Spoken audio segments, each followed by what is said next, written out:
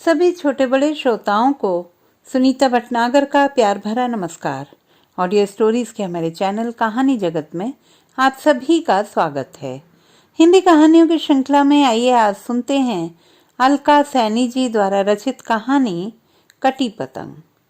मकर संक्रांति के दिन अहमदाबाद के मणिनगर इलाके में कई सारी पतंगें आकाश में बहुत ऊपर ऊपर उड़ रही थी।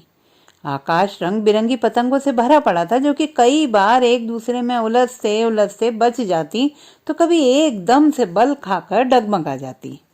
हर पतंग उड़ाने वाला एक दूसरे की पतंग काटने पर लगा था। आकाश में मानो कोई मेला लगा हो। सबकी नजर एक बहुत ऊंचाई पर उड़ने वाली एक सुंदर सी आसमानी रंग की पतंग पर थी कि उसे काटे और फिर दबोच कर पकड़ ले। यह सारा दृश्य उर्वशी छत पर खड़ी काफी देर से देख रही थी। एक दूसरे की पतंग को काटने की होड़ के नजारे को देखते देखते वह अपने अतीत की यादों में खो गई। कितना खुशहाल बचपन था उसका। बड़े बड़े सपने वह संजोया करती थी। जितनी वह नटखट और बातूनी थी, उससे कई गुना ज्यादा पढ़ने में भी होशियार थी। उसे लगता था कि दुनिया उसकी मुट्ठी में है और कुछ भी पा लेना उसके लिए बहुत आसान होगा। उसके माता पिता का सीना गर्व से फूल जाता था अपनी होनहार बेटी को देखकर। मगर पता नहीं किस्मत उसे कहाँ लेकर जा रही थी। उसने कल्पना भी नहीं की थी जिसकी। बचपन से ही तरह तरह की बीमारियां झेलते झेलते वह इस कदर कमजोर हो गई कि जैसे तैसे उसने कॉलेज तक की पढ़ाई तो कर ली, मगर अपने मन मुताबिक मुकाम हासिल ना कर सकी। यह कमी उसे हर वक्त खलती रही, पर वह कर भी क्या सकती थी। पढ़ाई का समय तो पार हो चुका था, फिर पीछे लौटना संभव नहीं था। कॉलेज करने के बाद उसने जॉब ओरिएंटेड कोर्स के लिए पब्लिक रिलेशन का विषय चुना और अच्छे अंकों से उत्तीर्ण भी कर लिया। इसी दौरान उसे धीरज से प्यार हो गया। घर में इस बात पर घोर विरोध होने के बावजूद भी उसने धीरज से प्रेम विवाह कर लिया। उसे क्या पता था कि शादी के बाद आने वाली पारिवारिक समस्याएं इस कदर बढ़ेंगी कि वह न केवल भावनात्मक बल्कि शारीरिक रूप से भी और अधिक कमजोर होती चली जाएगी। उसके कृशकाय चेहरे को देखकर अक्सर जान पहचान वाले टोक देते, उर्वशी को पता नहीं क्या हो गया है। दिन रात पता नहीं किस चिंता में रहती है। इसका शरीर कितना सूख गया है, चेहरे पर जरा भी रौनक नहीं है। वह क्या उत्तर देती? भीतर ही भीतर खून के आंसू पी जाती। रात दिन माता पिता को याद करके रोती रहती। इधर शुरू से ही उपेक्षा का भाव यहाँ तक था कि शादी की मेहंदी हाथों से अभी उतरी भी नहीं थी कि उसे घर से बाहर ठिठुरती सर्दी में पूरी रात फर्श पर गुजारनी पड़ी। पर परवाह किसे थी? जीने की उसकी इच्छा जैसे मर गई थी। उसकी इसमें क्या गलती थी? उसने तो केवल सास से छोटे मोटे घरेलू मामले को लेकर जिरह की थी। बदले में क्या मिला? धीरज की डांट फटकार, उपेक्षा और तिरस्कार। ऊपर से आर्थिक स्थिति ठीक ना होने के कारण वह अपनी मनपसंद का छोटा मोटा सामान, कपड़े तो दूर, कभी कभी दवाई भी नहीं खरीद पाती थी। उसे हर चीज के लिए सास के आगे हाथ पसारने पड़ते थे। धीरज इतना गैर जिम्मेवार था कि कभी उसकी जरूरतों को समझता ही नहीं था। इतना ही नहीं, उसके माता पिता जब भी किसी दिन तीज त्योहार पे उससे मिलने आते तो सास के ताने सुनने को मिलते और अपनी इतनी होनहार लड़की को इस तरह के माहौल में देखकर उनकी आंखों में आंसू आ जाते। फिर भी कभी उसने अपने माता पिता को धीरज की कमजोरियों के बारे में नहीं बताया था। बताती भी तो किस मुंह से? उसने खुद ही तो अपने आप को कुएं में धकेला था। वह हर कीमत पर समझौता करना चाहती थी ताकि दुनिया वाले कहीं उसकी खिल्ली ना उड़ाएं। सब कुछ सहते हुए भी वह दुख के भाव कभी अपने चेहरे पर आने नहीं देती थी, क्योंकि वह बचपन से खुददार थी। परंतु धीरज की चुप्पी उसे भीतर ही भीतर तोड़ती रहती। वह उर्वशी को तिल तिल मरते देखकर भी चुपचाप सहता रहता। उसकी सास भले ही उससे कितना भी दुर्व्यवहार करती, परंतु उसके मुंह से एक शब्द भी नहीं निकलता। यहाँ तक कि वह उर्वशी को सांत्वना के दो बोल तक न कह पाता। उर्वशी को अपने चारों तरफ अंधेरा ही अंधेरा नजर आता। धीरज किसी तरह भी उर्वशी की भावनाओं को समझ नहीं पाता। धीरज के दिमाग पर तो हर समय उसके माता पिता का डर समाया रहता। उसके पिताजी ने अपनी कंपनी में धीरज की नौकरी क्या लगवा दी थी, बस हर समय उसी का एहसान गिनाते रहते। धीरज की तनख्वाह उस समय 4,000 रुपए थी और वो पैसे भी उसकी सास रख लेती और उसमें से मात्र 200 रुपए वो उर्वशी को हर महीने देती, जैसे कि वह कोई बंधुआ मजदूर हो। अगर उर्वशी के माता पिता धीरज की किसी भी तरह मदद करना चाहते तो वह उर्वशी से बहुत बुरा भला कहता, क्या मैं तेरे माँ बाप का गुलाम हूँ? तुम तो यही चाहती हो कि मैं तुम्हारे घर वालों के तलवे चाटूं। जितना मैं कमाता हूँ उसी में गुजारा नहीं कर सकती तो ये सब शादी से पहले क्यों नहीं सोचा? इतना ही नहीं, वो उर्वशी के माता पिता को गंदी गंदी गालियां भी निकालता। उर्वशी क्या कह पाती, बस चुपचाप सब सुन लेती और तकिए में मुंह दबाकर रोती रहती, क्योंकि अगर धीरज को जरा भी पता चलता कि वह रोना धोना कर रही है तो उसे और खरी खोटी सुनाता कि अगर वह यहाँ पर दुखी है तो यहाँ से चली क्यों नहीं जाती।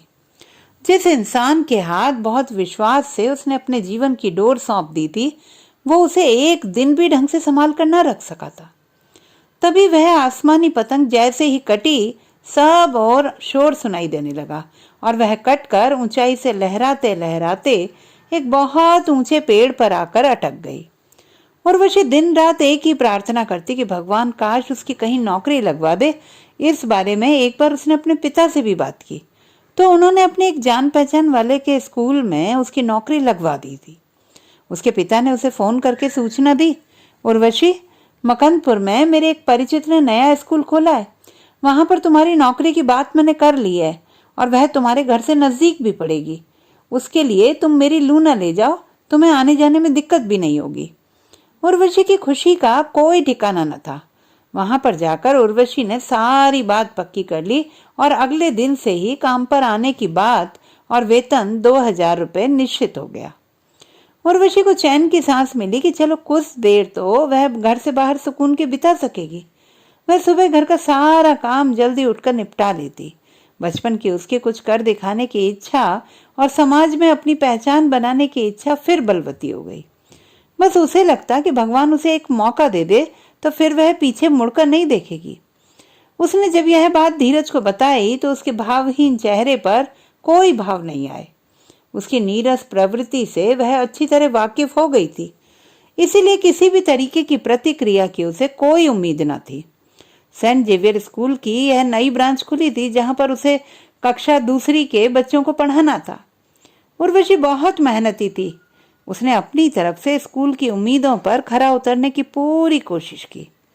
एक दिन स्कूल के प्रिंसिपल ने उसे अपने कक्ष में बुलाया और कहने लगे, उर्वशी, बच्चों द्वारा तुम्हारी शिकायतें आ रही हैं कि तुम उनसे इंग्लिश में बात नहीं करती हो। तुम्हें पता है कि हमारे कॉन्वेंट स्कूलों में हिंदी में बात करने की सख्त मनाही है। उर्वशी अपनी सफाई देते हुए बोली, नहीं सर, मैं तो इंग्लिश में ही बात करती हूँ, जिस तरह से आपके स्कूल की दूसरी टीचर्स करती हैं, बल्कि मैं तो उनसे भी अच्छी इंग्लिश बोल सकती हूँ। आपने तो मेरा एकेडमिक रिकॉर्ड देखा है कि बाकी सभी टीचर्स के मुकाबले मेरे अंक हर सब्जेक्ट में ज्यादा हैं। प्रिंसिपल, देखो उर्वशी, मैं बच्चों की शिकायत को नजरअंदाज नहीं कर सकता, क्योंकि अगर इनके माता पिता तक यह बात पहुंची तो स्कूल का नाम खराब होगा। हाँ, अगर तुम चाहो तो मैं तुम्हारा साथ दे सकता हूँ। अगर ऐसा कहते कहते प्रिंसिपल उसके पास आकर खड़े हो गए और उसके कंधे पर हाथ रख दिया। उर्वशी झट से चौंक कर खड़ी हो गई तो प्रिंसिपल ने उसे अपनी बाहों में जकड़ लिया।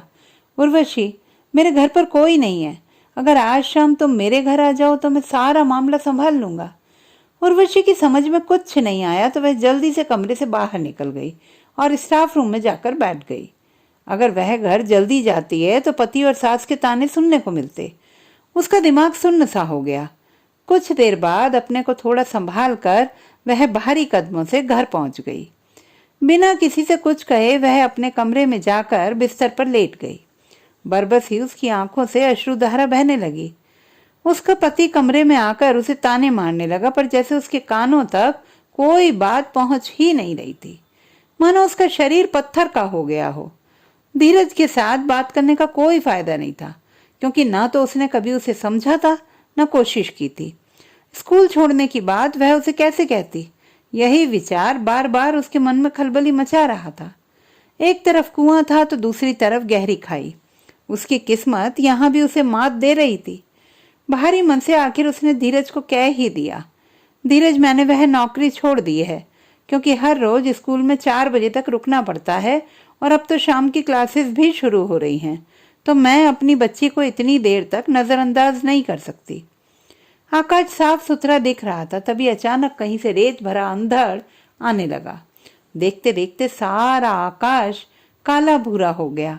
पतंग उड़ाने वाले कहीं और चले गए, मगर वह पतंग आसमान की ऊंचाइयों को छूने लगी और कहीं दूर जाकर एक बड़े बरगद के पेड़ की शाख पर अटक गई। इस तरह कई दिनों तक वह घर में गुमसुम सी रहने लगी। फिर एक दिन उनकी कॉलोनी में समाज सेवा के तहत शिकायत निवारण शिविर लगा। अपनी सहेली के साथ वह उस शिविर में गई, जहां पर राज्य के गणमान्य व्यक्ति, अधिकारीगण सब मौजूद थे। उस शिविर में अपनी कॉलोनी की समस्याओं को जिस बखूबी से उसने सबके सामने रखा, तो अधिकारीगण के समूह ने सभी काम तुरंत करने के वहां निर्देश दे दिए।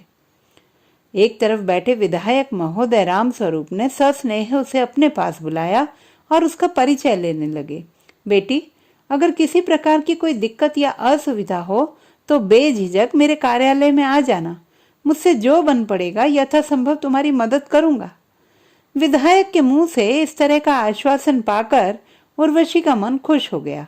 मन ही मन वह विधायक महोदय के व्यक्तित्व से गहराई से प्रभावित थी। वह मन ही मन हवाई किले का निर्माण कर आसमान में उड़ने लगी। फिर अचानक उस पतंग का धागा वहां से भी टूट गया और तेज हवा चलने से वह फिर से आसमान की ऊंचाइयों को छूने लगी। उसे लगने लगा कि कुछ कर दिखाने का मौका उसे भगवान ने दे दिया है। एक बार विधायक महोदय से जब उसने कोई काम दिलवाने की बात कही, तो उन्होंने उसे अपने चमचे बनवारी के पास भेज दिया। उस शहर में बनवारी के कई कॉल सेंटर चलते थे। बनवारी ने उसे कॉल सेंटर में नौकरी देने की पेशकश की। उर्वशी रात में कॉल सेंटर में काम पर जाने से झिझक रही थी, तो बनवारी ने समझाते हुए कहा, देखो उर्वशी, अगर तुम कॉल सेंटर में काम करोगी तो दिन भर तुम साथ साथ में समाज सेवा भी कर सकती हो और इसमें मैं तुम्हारा भरपूर सहयोग भी करूंगा। मुझे अपना दोस्त और हमदर्द समझो। बदले में मुझे कुछ नहीं चाहिए, बस कुछ पल सुकून के तुम्हारे साथ बिताना चाहता हूँ। मैं तुम्हें राजनीति के भी सारे दाव पेच सिखा दूंगा। पता नहीं बनवारी की बातों में कैसा सम्मोहन था कि वह उसकी तरफ आकर्षित हो गई। वैसे भी घर पर तो उसे न प्यार मिल रहा था, न ही कोई सम्मान मिला था आज तक, बल्कि हर समय दुत्कार ही मिलती थी। उसे लगा जिस प्यार की तलाश उसे है, शायद उसे पाने का समय आ गया है। मन ही मन सोचने लगी कि जिस इंसान के लिए उसने अपने समाज, अपने माता पिता की परंपराओं, अपने जीवन तक को दांव पर लगा दिया, उसने आज तक दो पल सुख के उसे नहीं दिए। धीरज का नीरस व्यवहार, घर की आर्थिक हालत, बच्चों की परवरिश को लेकर बढ़ती जिम्मेवारियां और भविष्य के सुनहरे सपनों का सारा संसार उसके सामने मुंह खोलकर खड़ा था और उसे अपनी तरफ बुला रहा था। उर्वशी ने बनवारी की हर बात में हाँ मिलाते हुए मन ही मन सोचा, ईश्वर खुद थोड़े किसी की मदद करने आते, किसी इंसान को ही फरिश्ते के रूप में भेज देते हैं। पार्टी में भी उसने अपनी काबिलियत और मेहनत के बलबूते पर अच्छा नाम कमा लिया था। अब वह आए दिन किसी न किसी प्रोग्राम में भाग लेने जाती और इस तरह बहुत व्यस्त हो गई कि भीड़ में वह खुद को ही भूलती चली गई। बस एक आवेग में वह बहती चली जा रही थी। जब भी उसके पास कोई भी किसी काम से आता तो उसे बहुत अच्छा लगता और अपनी ओर से उसे पूरा आश्वासन देते हुए कहती, आप लोग चिंता ना करें, आपका काम हो जाएगा, बस आप लोग मुझे अपना सहयोग और आशीर्वाद देते रहें।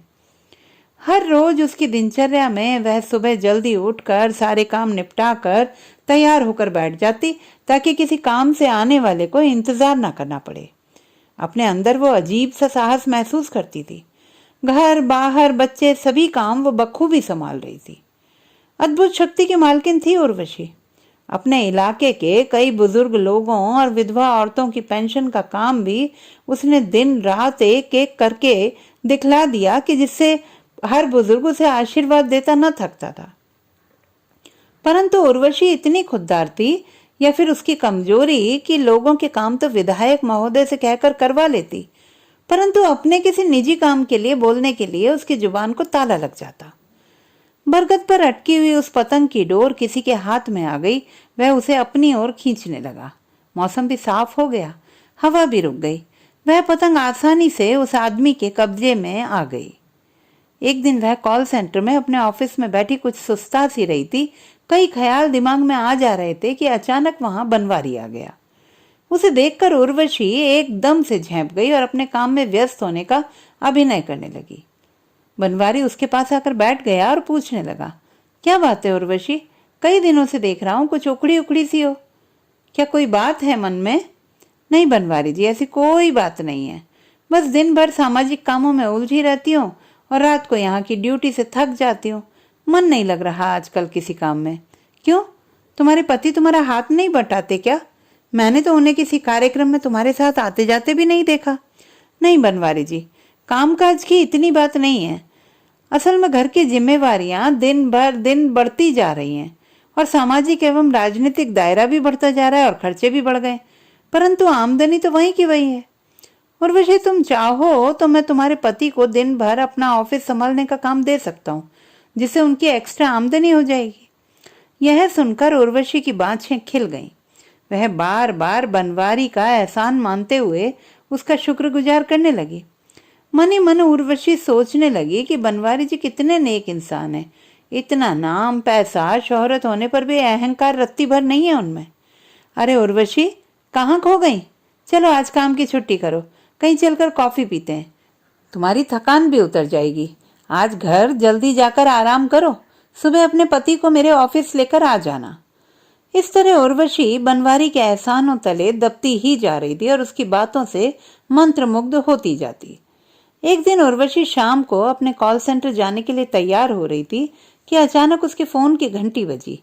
दूसरी तरफ बनवारी था और कहने लगा, उर्वशी, आज ऑफिस से छुट्टी कर लो, मैंने आज एक छोटी सी पार्टी रखी है और मैं तुम्हें लेने आ रहा हूँ, मुझे पास वाले मार्केट में मिलो। उर्वशी बनवारी पर इस कदर भरोसा करने लगी थी कि मना नहीं कर सकी। बनवारी उसे लेकर एक बड़ी सी बिल्डिंग में पहुंच गया और सीढ़ियां चढ़कर एक फ्लैट के दरवाजे को उसने चाबी से खोला और उर्वशी को अंदर आने को कहा। अंदर मेज पर खाने पीने का सामान और एक शराब की बोतल पड़ी थी। उर्वशी ने झिझकते झिझकते पूछा था, बनवारी जी, यहाँ पर तो कोई और नहीं है हमारे अलावा? अरे घबराओ ना, थोड़ी देर बैठकर बातें करेंगे, कुछ विचार विमर्श करेंगे, एक दूसरे से बात करके मन हल्का हो जाएगा। कहते कहते बनवारी ने 2 गिलासों में शराब डालनी शुरू कर दी और एक गिलास खुद ले लिया और दूसरा उर्वशी की तरफ बढ़ा दिया। उर्वशी मना करते हुए, बनवारी जी, मैंने कभी शराब नहीं पी आज तक। तो कोई बात नहीं, हर कोई पहली बार कभी ना कभी तो पीता ही है ना, ले लो, शर्माओ मत। राजनीति में आगे बढ़ना है तो ये सब तो बहुत आम सी बातें हैं। झिझकते झिझकते आखिर उर्वशी ने गिलास पकड़ लिया। उसे हल्का हल्का सुरूर सा होने लगा तो बनवारी कहने लगा, मुझे मालूम है उर्वशी, तुम्हें अपने पति से वो प्यार, वो सुख नहीं मिल पाता जिसके तुम हकदार हो। कोई बात नहीं, मैं तुम्हारा दोस्त हूँ, तुम्हारे हर सुख दुख को समझता हूँ और तुम्हारे साथ हमेशा खड़ा रहूंगा। उर्वशी की समझ में कुछ नहीं आ रहा था, परंतु वह उसकी बातों में फंसती जा रही थी और इस तरह उसके मन में कई तरह के विचार आ जा रहे थे। वह जानती थी कि वह सही ही तो कह रहा है। उसे उसके पति से आज तक वह प्यार और सुख नहीं मिला, यही सोचते सोचते वह शराब के सुरूर में डूबती जा रही थी। बनवारी उसे अपनी योजना बताने लगा, उर्वशी, मेरी तरकीब है कि आगामी चुनावों में मैं विधायक महोदय को हरा दूं और उसकी जगह ले लूं, अगर तुम मेरा साथ दो तो। बदले में मैं तुम्हें हर सुख ऐशो आराम दूंगा। यह कहते कहते उसने अपना बायां हाथ उर्वशी के कंधे पर रख दिया। चाहते हुए भी आगे के हसीन सपने देखकर वह बनवारी को मना नहीं कर पाई। धीरे धीरे उसका बड़ा हाथ उर्वशी के सारे शरीर में घूमने लगा। उर्वशी को भी कुछ नशा सा लगने लगा। वैसे भी वह उसके आभार तले दबी हुई थी। सोचने लगी कि जो काम पति नहीं कर सकता अगर बनवारी कर रहा है तो उसमें खराबी क्या है। धीरे धीरे वह भी फिसलने लगी। आचरण में पवित्र रहने वाली उर्वशी न जाने कब बनवारी की बाहों में नंगे बदन सो गई। जब नींद खुली तो सर भारी भारी लग रहा था और अपराध बोध भी मन को घेरने लगा था, मगर शास्त्रों में उसने इस बारे में पढ़ा था। शास्त्रों के अनुसार नियोग की हालत में दूसरे पुरुष से संबंध बनाने की अनुमति दी जाती और इसे पाप नहीं माना जाता और प्राचीन काल में भी यह मान्यता प्राप्त कृत्य था। तरह तरह के विचारों से अपने आप को ढाढ़स बंधाती और पाप पुण्य के द्वंद्व से ऊपर उठने का बार बार प्रयास करती रही थी उर्वशी। बनवारी ने उर्वशी की उलझन को सुलझाने का प्रयास किया। उर्वशी, कार्ल मार्क्स का नियम शायद तुमने पढ़ा होगा कि जो चीज आसानी से हासिल नहीं होती उसे छीन झपट के कब्जे में किया जाता है। तुमने कोई अपराध नहीं किया है। जो कुछ हुआ हम दोनों की सहमति से हुआ, और जहां सहमति हो उसे गलत नहीं माना जाता। आजकल तो हर क्षेत्र में महिलाएं अलग अलग हथकंडे अपनाकर तरक्की करना चाहती हैं, और तुम इतना सोच विचार कर खामखा अपने को कसूरवार मान रही हो। हम दोनों दोस्ती के नाते एक दूसरे से हर दुख सुख बांट सकते हैं। धीरे धीरे उर्वशी और बनवारी की चाहत शारीरिक भूख की तृप्ति की आदी होती गई। उर्वशी को तो अब किसी तरह भी जीवन में सबको कामयाब होकर दिखाना था, इसीलिए अब वह अपने मन में किसी तरह का गलत विचार न आने देती, क्योंकि घर की चिक चिक से दूर उसे वक्त बिताना अच्छा लगता। उसे बनवारी में अपना सच्चा प्यार नजर आने लगा, पर उसे क्या पता था कि हाई प्रोफाइल सोसाइटी में जिस्मानी संबंध बहुत आम सी बात है। अगर एक आदमी कई औरतों से रिश्ता रख सकता है तो क्या औरत ऐसा नहीं कर सकती? और स्वेच्छा से किया परकीय प्रेम अपराध की श्रेणी में नहीं आता। कहीं कहीं तो कितने अखबारों में उसने औरत और मर्दों की दोस्ती के लिए बने हुए ऐसे क्लबों के बारे में भी पढ़ा हुआ था।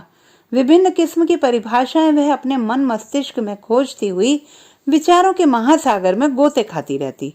इस तरह वह बनवारी को अपना तन मन आत्मा दिल सब कुछ सौंप चुकी थी, और उसे एक मसीहा समझते हुए अपना सच्चा हमदर्द समझती थी। उसे सबसे बड़ा झटका तब लगा जब उसने स्थानीय चुनावों में खड़े होने के लिए बनवारी से भरोसा मांगा, तो उसने बदले में उसे कहा, उर्वशी, मैंने जो मेरी तरफ से हुआ तुम्हारी हर संभव मदद की, परंतु ये मेरे भविष्य का सवाल है, और राजनीति में मेरा उसूल है कि मैं पढ़े लिखे लोगों पर भरोसा नहीं करता, क्योंकि वो पैसे के लिए कुछ भी कर सकते।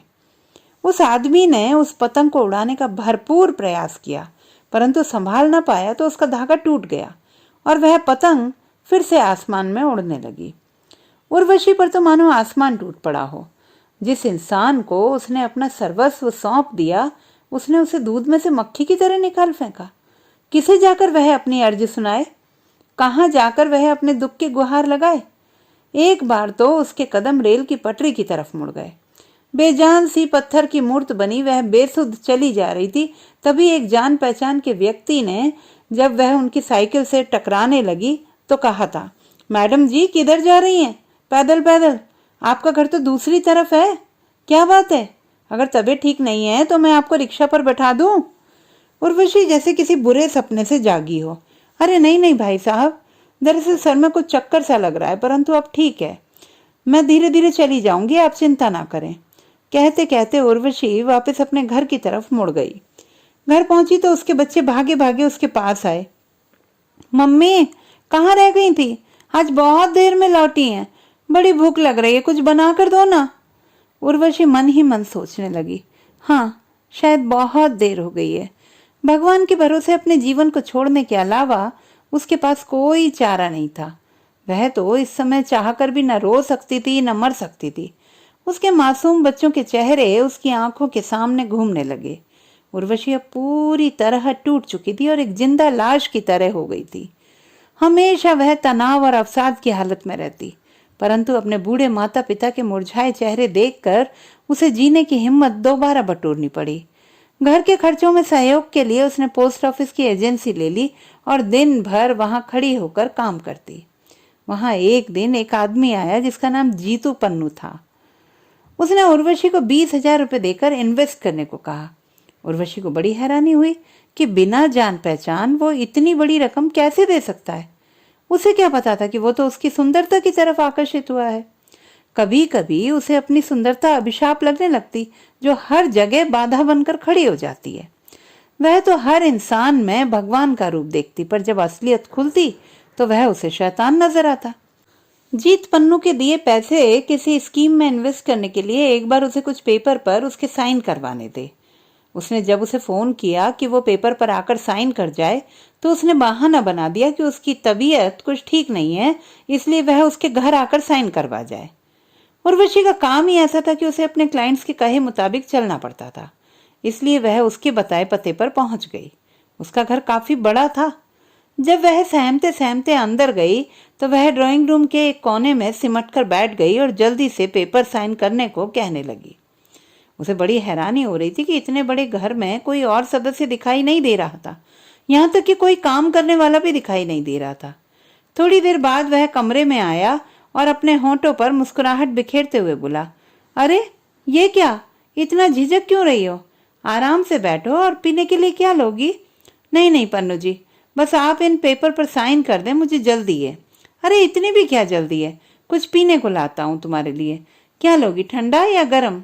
आज तो तुम बहुत हसीन दिख रही हो, चलो तुम्हें अपना घर दिखाता हूँ। उर्वशी को डर लगने लगा। दूध का जला छाछ भी फूंक फूंक कर पीता है। उसे उसकी नीयत पर शक होने लगा। तभी वह बहाना बनाकर बाहर चली गई। ओह, मैं कागज तो बाहर ही भूल आई हूँ, अभी लेकर आती हूँ। अरे कागज वागज को मारो गोली, तुम जैसी हसीना पर तो मैं अपनी सारी जायदाद वैसे ही कुर्बान कर दूं। ये क्या 200-400 रुपए के लिए धक्के खाती रहती हो? मेरी बाहों में आ जाओ, तुम्हें जीवन भर कोई काम नहीं करना पड़ेगा। उर्वशी उसकी बातों को नजरअंदाज कर बाहर चली गई और जल्दी से अपना स्कूटर स्टार्ट किया और फिर कभी पीछे मुड़कर नहीं देखा। घबराहट और तनाव में उर्वशी का उस दिन घर जाते समय स्कूटर पर एक्सीडेंट हो गया और उसकी टांग की हड्डी टूट गई। उसके माता पिता उसके इलाज के बाद उसे अपने घर ले गए। वहां वह 6 महीने रही। उसका पति वहां पर छोड़कर उसे बेफिक्र हो गया, जैसे उसकी उर्वशी के प्रति कोई जिम्मेवारी ना हो।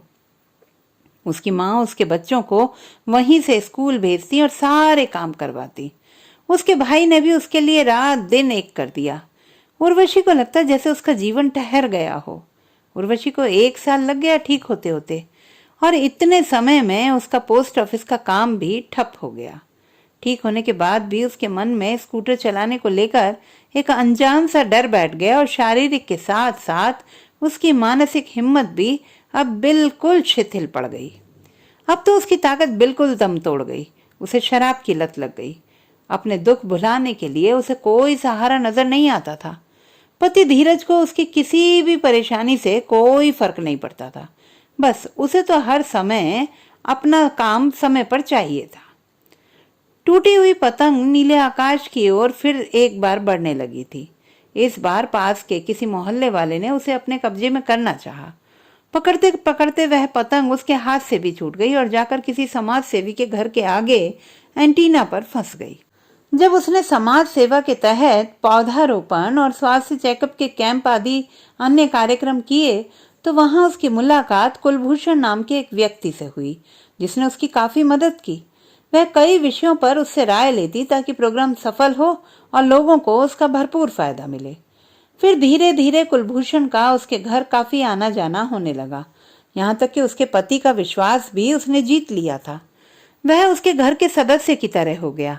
हर दिन त्योहार पर वह उसके बच्चों के लिए महंगे तोहफे लेकर आता, जो कि वह अपने बच्चों को खरीद कर दे नहीं सकती थी। उर्वशी यह देखकर मन ही मन बहुत खुश होती और कुलभूषण को एक भला इंसान समझने लगी।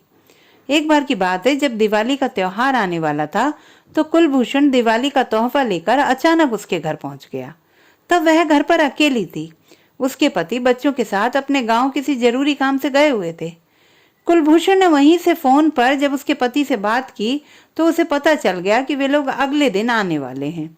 यह सुनकर कुलभूषण के चेहरे की खुशी साफ देखी जा सकती थी।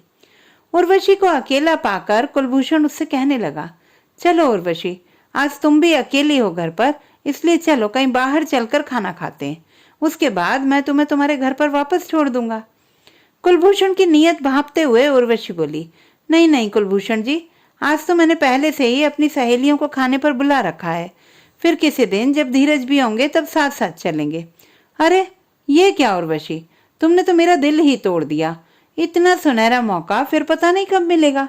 अपनी सहेलियों को मना कर दो और साथ में मैं तुम्हें दीपावली पर बाजार से कुछ खास तोहफा लेकर देना चाहता हूँ। तुम्हें नहीं पता मैं मन ही मन तुम्हें कितना चाहने लगा हूँ। आज की रात मेरे नाम कर दो, बदले में मैं जिंदगी का हर सुख तुम्हारे नाम कर दूंगा। उसकी ऐसी बहकी बहकी बातें सुनकर उर्वशी एकदम से हक्की बक्की रह गई और उसे मन ही मन गुस्सा भी आ रहा था। परंतु उसने कोई प्रतिक्रिया नहीं दी, बल्कि चुपके से अंदर जाकर अपनी खास सहेली जो कि उसके घर के पास ही रहती थी उसे फोन करके जल्दी से घर पर बुला लिया। इस तरह उसने बड़ी मुश्किल से उससे पीछा छुड़ाया। कभी कभी उसे अपने आप से नफरत होने लगती। जहां भी वह जाती हर कोई उसके जिस्म को घूरता हुआ दिखाई देता। किस किस का नाम लेती वह, उसकी तालिका लंबी होती जा रही थी। इसी तरह अपने सामाजिक क्षेत्र में लोगों के काम करवाने वह जिस भी अधिकारी के पास जाती हर कोई बदले में उसके साथ हम बिस्तर होना चाहता। इस तरह की वहशी नजरों को अपनी तरफ घूरते देख उर्वशी की बर्दाश्त करने की सीमा खत्म होती जा रही थी। उर्वशी का धीरे धीरे आदमी जात पर से विश्वास उठता जा रहा था। उर्वशी जो कि किसी समय में इतनी चुलबुली हुआ करती थी, धीरे धीरे अंतर्मुखी होती गई। बस हर समय घर पर रहती, न किसी से मिलना पसंद करती, न ही उसकी किसी काम करने में कोई दिलचस्पी रही। हर समय अपनी दुनिया में खोई रहती, मन ही मन आत्म मंथन करती रहती कि औरत को जीवन में कुछ कर दिखाने के लिए न सिर्फ अपने परिवार के दायरे में संघर्ष करना पड़ता है, बल्कि मानसिक और शारीरिक तौर पर भी प्रताड़ना सहनी पड़ती है। क्या उसकी भावनाओं की कोई कद्र नहीं? एक कटी पतंग की तरह उसे अपना जीवन मझधार में लगने लगा। गली में पकड़ो पकड़ो का शोरगुल सुनकर अचानक उर्वशी की तंद्रा भंग हुई तो उसने देखा कि सब लोग उस आसमानी रंग की पतंग के पीछे भाग रहे हैं और वह पतंग गली के एक बिजली के खंभे पर आकर अटक गई। सब लोग उस पतंग की ओर ललचाई नजरों से देखने लगे। हर कोई उस पतंग को पा लेना चाहता था। तभी उर्वशी के पड़ोस का एक मासूम सा गंभीर प्रवृत्ति का लड़का भागा भागा आया। वहां बहुत से लड़के उस पतंग को उतारने की कोशिश में लगे थे, परंतु उस लड़के ने अपनी सहनशीलता और अदम्य साहस का परिचय देते हुए बड़ी खूबसूरती से उस पतंग को उतार लिया और उसे लेकर तेजी से अपने घर की तरफ भागा। सब बच्चे उसका मुंह देखते रह गए। वह भागता रहा जब तक कि वह उसे अपने घर के अंदर सुरक्षित नहीं ले गया। वह अपनी इस प्राप्ति पर बहुत खुश था। वह पतंग धीरे धीरे उसकी कमजोरी बन गई। वह जब भी पतंग उड़ाने लगता तो उसके कट जाने का डर उसे फिर सताने लगता कि पता नहीं अगर इस बार यह पतंग कट गई तो इसकी क्या दुर्दशा होगी, और उसने फिर उस पतंग को उड़ाना ही छोड़ दिया। वह उस पतंग को बड़े प्यार से अपने पास संभाल कर रखता था। उर्वशी ने जब उस लड़के का उस कटी पतंग के लिए इतना मोह देखा तो बरबस ही उसकी आंखों में आंसू आ गए।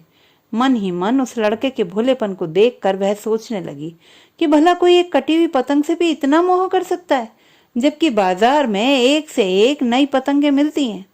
उसे अपना वजूद भी एक कटी पतंग की तरह लगने लगा, जिसे हर कोई अपना समझकर पकड़कर उड़ाना चाहता है। काश उसे भी उस लड़के की तरह कोई मसीहा मिल जाता जो उसकी कद्र करता और उसे इस तरह अपने पास सहेज कर रखता। पर एक पतंग के और एक औरत की वास्तविकता में जमीन आसमान का अंतर है। उस पतंग को तो खंबे पर से उतारने का साहस किसी ने दिखा दिया, परंतु क्या किसी में इतनी हिम्मत है कि उसे मंझधार से उभार सके और खंबे पर लटके उसके जीवन को तार सके? आजकल के जमाने में एक कटी पतंग की तरफ इतनी आत्मीयता दिखाए। तो दोस्तों, ये थी हमारी आज की कहानी। आपको कैसी लगी कमेंट बॉक्स में लिखना ना भूलें। चैनल को सब्सक्राइब करें, लाइक करें और मित्रों के साथ शेयर करें।